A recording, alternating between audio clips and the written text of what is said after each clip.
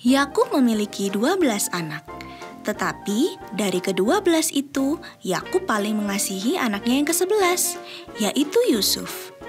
Yakub memakaikan Yusuf jubah maha indah yang berbeda dari anak-anaknya yang lain. Saudara-saudara Yusuf merasa iri dan membencinya. Yusuf sering bermimpi. Suatu hari, dia bercerita kepada saudara-saudaranya tentang mimpinya. Kak, semalam aku bermimpi. Berkas gandummu mengelilingi berkasku dan sujud kepada berkasku. Aku juga memiliki mimpi yang lain. Kali ini, matahari dan bulan dan 11 bintang sujud menyembah kepadaku. Apa? Apakah kamu bermaksud mengatakan bahwa kamu adalah Tuhan atas kami? Betapa sombongnya kamu! Bagaimana mungkin aku, ibumu, dan saudara-saudaramu sujud kepadamu? Jangan pernah katakan hal seperti itu lagi. Ketika saudara-saudaranya mendengar tentang mimpi Yusuf, mereka semakin membencinya. Ayahnya Yakub sampai menegur Yusuf, tetapi ayahnya menyimpan tentang mimpi Yusuf dalam hatinya. Suatu hari, Yakub menyuruh Yusuf pergi dan melihat apakah saudara-saudaranya dan ternak mereka dalam keadaan baik. Itu dia, si pemimpi datang. Mari kita bunuh dia dan melemparkannya ke dalam salah satu sumur ini. Kita tidak perlu membunuhnya. Tidak perlu kita sampai menumpahkan darah. Mari kita lemparkan dia ke dalam sumur ini saja. Walaupun saudara-saudaranya ingin membunuh Yusuf, mereka tidak membunuhnya karena Ruben.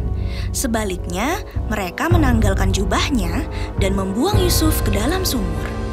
Yusuf memohon kepada saudara-saudaranya untuk mengeluarkannya dari sumur, tetapi saudara-saudaranya tidak menghiraukannya. Janganlah bunuh Yusuf, tetapi marilah kita jual dia kepada lelaki yang ada di sana. Ya, mari kita lakukan itu.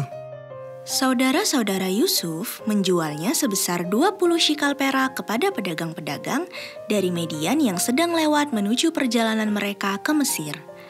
Lalu mereka mengambil jubah maha indah milik Yusuf. Mereka menyembelih seekor kambing dan mencelupkan jubah tersebut ke dalam darah kambing itu. Kemudian membawa jubah tersebut ke hadapan ayah mereka. Ayah, binatang buas telah menerkam Yusuf. Apa? Yusuf mati? Benarkah itu? Ya ayah, lihat, kami menemukan jubahnya. Tidak. Yusuf, Yusuf, bagaimana aku dapat hidup tanpamu? Yusuf.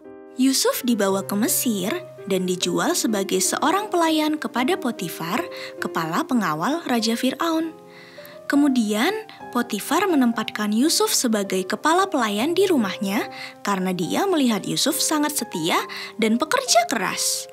Tetapi Yusuf difitnah oleh istri Potifar.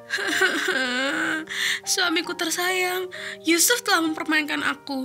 Hukumlah dia untukku. Apa? Beraninya dia kepada istriku? Pengawal! Masukkan Yusuf segera ke dalam penjara. Potifar yang percaya kepada kebohongan istrinya memasukkan Yusuf ke penjara di mana tawanan-tawanan raja dikurung. Walaupun Yusuf telah dituduh bersalah, dia tidak membenci siapapun. Beberapa waktu kemudian, juru minum dan juru roti Raja Mesir dimasukkan ke penjara yang sama di mana Yusuf dikurung. Suatu hari, kedua laki-laki itu terlihat sedih. Mengapa kalian begitu murung?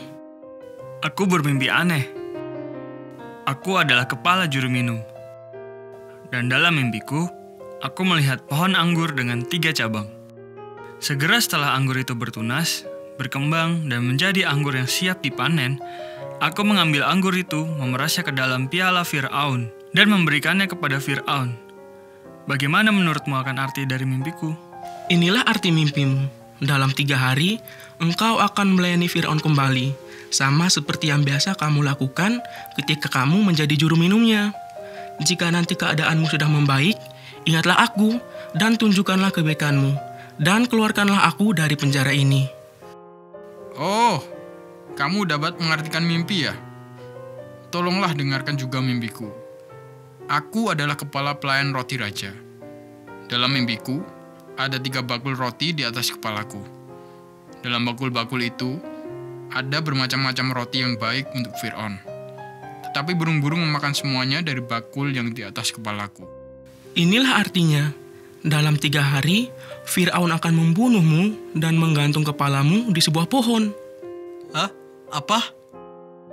3 hari kemudian, terjadilah seperti yang dikatakan Yusuf. Tetapi juru minum raja tidak mengingat Yusuf. Ia lupa akan Yusuf. 2 tahun berlalu. Fir'aun mendapat 2 mimpi yang aneh. Pada mimpi yang pertama, 7 lembu yang kurus dan buruk memakan 7 lembu yang indah dan gemuk. Mimpi yang kedua, 7 bulir gandum yang kurus memakan 7 bulir gandum yang sehat dan baik. Sungguh mimpi yang aneh. Kumpulkan semua ahli sihir dan orang-orang bijak di Mesir. Tetapi tidak seorang pun dapat mengartikan mimpinya. Kemudian teringatlah juru minum akan Yusuf yang telah mengartikan mimpinya ketika ia masih dalam penjara. Baginda Raja, aku tahu seseorang yang bijak, yang pasti dapat mengartikan mimpimu. Raja segera memanggil Yusuf. Yusuf dipenuhi dengan hikmat dari Tuhan dan mampu mengartikan mimpi Fir'aun. Tuanku Firaun, kedua mimpi memiliki arti yang sama. Tuhan telah menunjukkan kepadamu apa yang akan ia lakukan. 7 tahun kelimpahan akan datang di seluruh negeri Mesir, tetapi 7 tahun kelaparan akan mengikuti kemudian. Kelaparan akan merusak tanah dan akan sangat parah. Tuanku harus mengumpulkan semua bahan pangan di tahun yang baik dan menyimpannya. Bahan pangan ini harus menjadi cadangan yang dapat digunakan selama 7 tahun kelaparan nanti. Tuanku harus mengangkat orang-orang yang bijak untuk mempersiapkan tahun-tahun yang akan datang. Fir'aun sangat takjub karena tidak seorang pun di Mesir yang bijak seperti Yusuf. Fir'aun berbicara kepada Yusuf dan semua pelayannya. Engkau sungguh hamba Tuhan, karena Tuhan telah memberikan semua hikmat pengetahuan ini kepadamu. Tidak ada orang yang sebijaksana dirimu. Fir'aun mengambil cincin materai dari jarinya dan mengenakannya di jari Yusuf. Kemudian ia menempatkan Yusuf sebagai kepala penanggung jawab di tanah Mesir. Tuhan memberikan Yusuf sebuah mimpi yang luar biasa dan memastikan mimpi itu menjadi kenyataan.